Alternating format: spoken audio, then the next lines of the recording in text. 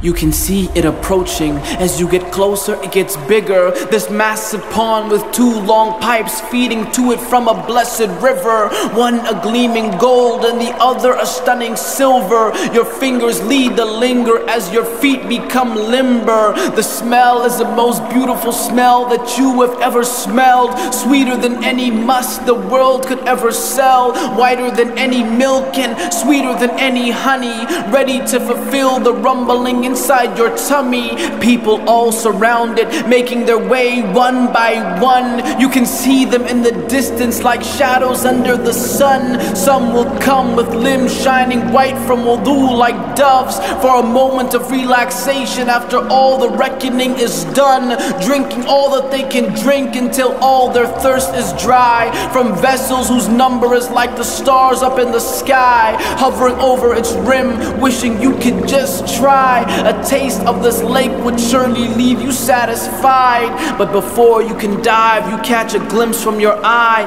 of a man standing nearby who you sort of recognize. Not really too tall nor standing too short. Loosely curled hair with splendid kneecaps and elbow joints. Not plump or chubby cheek, the type of person you would love to meet. Reddish skin with dark black eyes and long eyelashes that peaked. It is none other than Mohammed sallallahu alayhi wasallam, and you're standing by his feet. The messenger of Allah, the one whom you send blessings and peace. Who would have imagined this is the way that you would finally meet? Standing by the pond, your heart nearly skips a beat. So many things you want to say, so little time to think. He turns to you and smiles, but before you can speak, an angel swoops down and grabs a man from your vicinity. One after the other, they are snatched away and scream as the messenger pleads, Ummati, Ummati, oh my Lord, my companions, they are from me. But the angels reply, you have no knowledge of what they did after your leave. They turned on their heels and apostated from this deen. They never cared for Ar-Rahman, they only worship Shayateen. A man walks up to you and says, let's go. So you respond, where to? He says, we are going to the fire by Allah, and He is inviting you. So into the fire they will make their way two by two, and you will not see anybody saved from amongst them except a few. This is the day of truth, a day of no excuse, a day when your deeds will speak for or against you.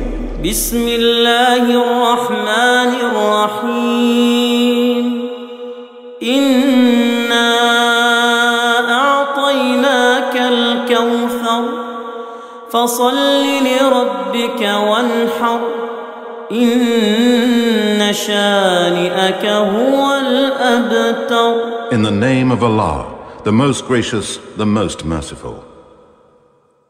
Surely we have granted you a river in paradise. Therefore turn to your Lord in prayer and sacrifice.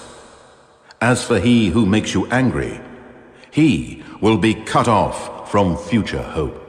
And for the believers, they will gather around what is known as Al-Hawd, which is a blessed pond whose source comes from the river known as Al-Kawthar in Jannah.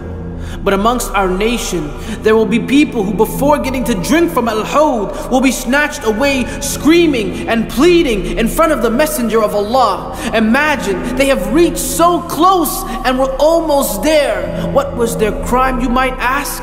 Some of the scholars explain these were the people who apostated from this deen or innovated something in the religion that went against the mainstream version of Islam. Finally, after the people have reached their reckoning and the judgment has concluded, at the end of this long and excruciating day, it is now time for the last phase, where people will be brought to the final place of gathering and given the glad tidings of their final home for eternity.